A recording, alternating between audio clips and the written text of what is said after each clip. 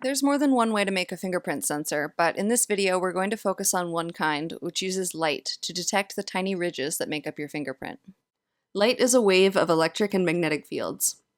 You've felt an electric field if you've ever rubbed a balloon on your head and seen your hair stand up. The balloon removes some negatively charged electrons from your hair, leaving positive charges that push each other away. Magnetic fields come from moving charged particles. Electrons in the metal of the Earth's core create a magnetic field as the Earth spins, pulling the needle of this compass north. Okay, so when charged particles oscillate or move back and forth, they make a ripple of electric and magnetic fields that travel through space as a wave. This traveling electromagnetic wave is what we call light. And light travels fast, so fast that it could travel around the equator of the Earth 7.5 times in 1 second. But the speed of light depends on what it's traveling through.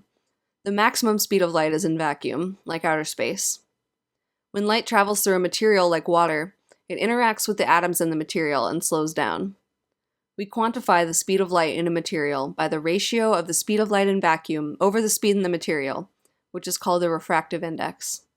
A larger refractive index means that light moves more slowly. This difference in the speed at which light travels means that if it hits a boundary of two different materials at an angle, it will bend as it changes speed. You can see this effect when we stick this pencil in a cup of water. The light bends when it passes from the water, which has a higher refractive index, to air, which is almost the same as in vacuum, making the pencil look like it's bent or broken. The bending of the light is described by an equation called Snell's law. It shows that when light travels at an angle from a material with a large refractive index to a smaller one, the final angle is larger than the initial one. But if we tilt the light enough, the final angle will suddenly become larger than 90 degrees.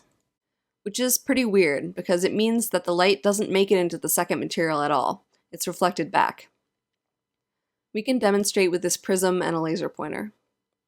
When the light hits the inner surface at a shallow angle, it just passes through. But as we turn the prism to a higher angle, it eventually reaches a point where light is reflected back into the glass.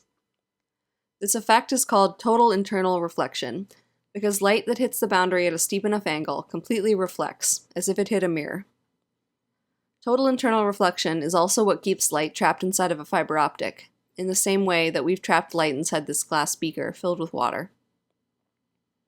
But there's more to the story of total internal reflection. When the light is reflected at the boundary, a tiny bit of the electric and magnetic fields actually leaks into the second material.